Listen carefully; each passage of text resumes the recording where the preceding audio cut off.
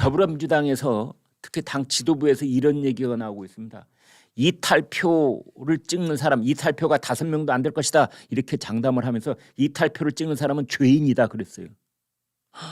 죄인이라니. 여러분 이런 말이죠. 요즘은 우리 정치의 어떤 언어적 타락이 너무 심해서 그러는데 아니 이게 왜 죄입니까? 우리나라 국회의원들은 여당이 됐건 야당이 됐건 무슨 소리 됐건 자기 양심에 따라서 무기명으로 투표할 땐 투표를 하고 자기 정치적 견해에 따라서 이런 행동을 하라는 헌법적 기관이 국회의원입니다. 그런데 투표를 했는데 죄인이 된다고요? 이런 망언이 어디가 있습니까? 이런 망언을 아무렇지도 않게 합니다. 또 이런 망언을 이게 망언인지도 모르고 우리 국민들은 그냥 지나칠 때가 있습니다. 이거 망언입니다.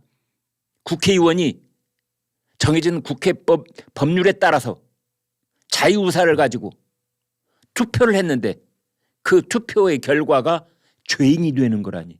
이런 말이 어디가 있습니까? 전 세계적으로 어느 나라 국회에서든 그 국회의원이 투표한 결과를 놓고 너는 죄인이야. 이렇게 찍으면 죄인이야. 이런 경우가 어디 있습니까?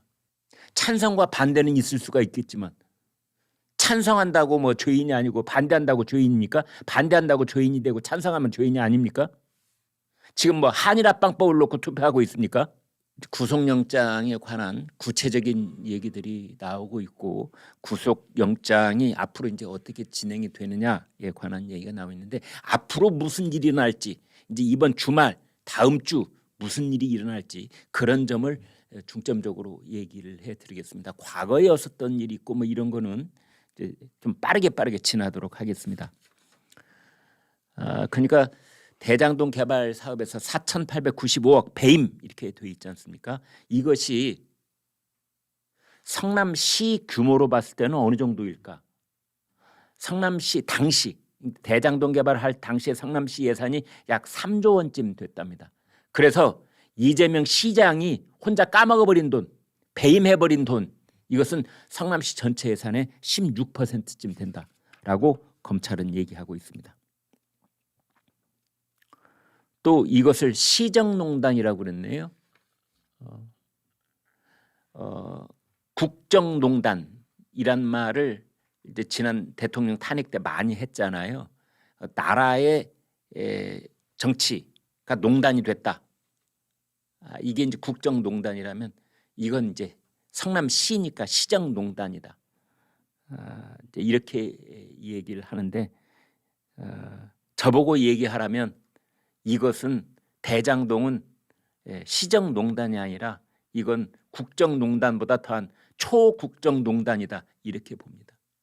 왜냐하면 대장동 사태는 온 국민들의 마음까지도 갉아먹어버린 사건이기 때문에 그렇습니다. 온 국민들을 이 정신적인 열패감 속으로 몰아넣어버린 사건이기 때문에 이건 국정농단보다 훨씬 더 극악했던 초국정농단이 대장동 사태다. 이걸 어찌 시정농단이라고 부를 것이냐. 내가 부산 사는 사람이기 때문에 내가 대구 살고 광주 사는 사람이기 때문에 성남시 뭐 대장동 그건 성남 시민들이 알아서 할 일이지 나하고 무슨 상관 이렇게 생각하는 국민들이 어디 있으시겠습니까? 그 대장동 사태가 치달을 무렵 밥맛이 없고 괜히 손에서 힘이 떨어지고 세상에 이런 일이 그게 어떻게 시정농단입니까? 초국정농단이다 이렇게 봐야 되는 겁니다. 구속영장에 보면 인허가 장사, 제가 인허가 장사라고 한 말이 아니고요. 이 검찰 구속영장에 나오는 겁니다. 흥정의 대상 피의자 이재명은 시민들로부터 위임받은 인허가권을 흥정의 대상으로 전락시켰다. 범행이 정당한 것처럼 보이기 위해 공공환수 또는 주민들을 위한 시민구단 운영과 같은 외관을 형성해 주민들을 기망했다. 성남 시민들을 속여먹었다 이런 뜻입니다. 내로남불 아시타비 나는 옳고 너는 그르다 이런 것의 전형이다. 그러면 앞으로 재판이 진행되면은 이재명 당시 성남시장 행위는 징역형이 몇 년쯤 선고가 될까요? 여러분 어떻게 생각하십니까? 뭐 생각 같아서는 뭐 몇십 년 뭐 이렇게 무기징역 아니 이렇게 감성적으로 말고 정확하게 양형 기준에 따라서 얼마쯤 몇 년쯤 될까요? 오늘 그 중앙일보 보도에 따르면 이렇게 얘기를 했습니다. 검찰이 설명을 했는데 징역 11년 이상의 형이 선고돼야 할 범죄다. 피의자의 이익을 위해 저질러진 범행이라는 점에서 공범들 중에서 책임의 정도가 가장 중하고, 공범들이라고 하는 것은 성남시 일당이 있고 대장동 일당이 있습니다. 대장동 일당은 김만배, 남욱, 정영학 이런 사람들이 대장동 일당.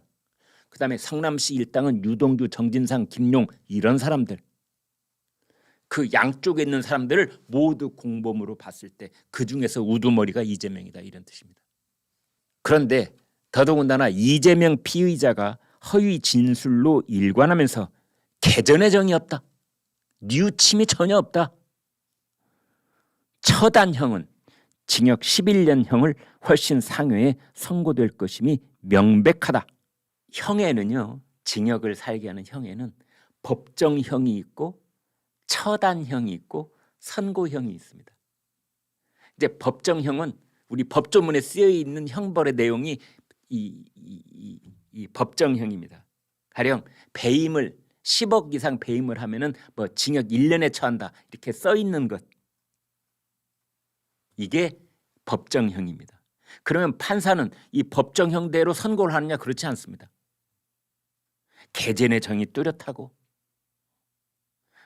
이 사람이 끝까지 양심적으로 운영을 하려고 애썼던 그런 흔적도 있고, 그다음에 혼자 하는 기업이고 이러면 형을 좀 깎아줍니다. 판사가.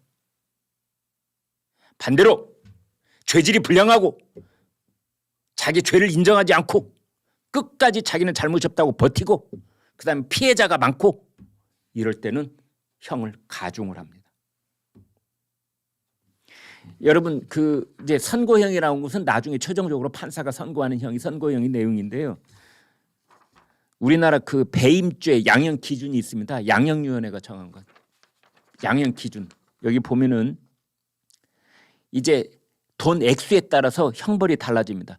1억 원 미만, 5억 원 미만, 50억 미만, 300억 미만, 300억 이상. 300억 이상부터는 다 이제 비슷하게 본다 이런 뜻인데요. 아까도 말씀드렸죠.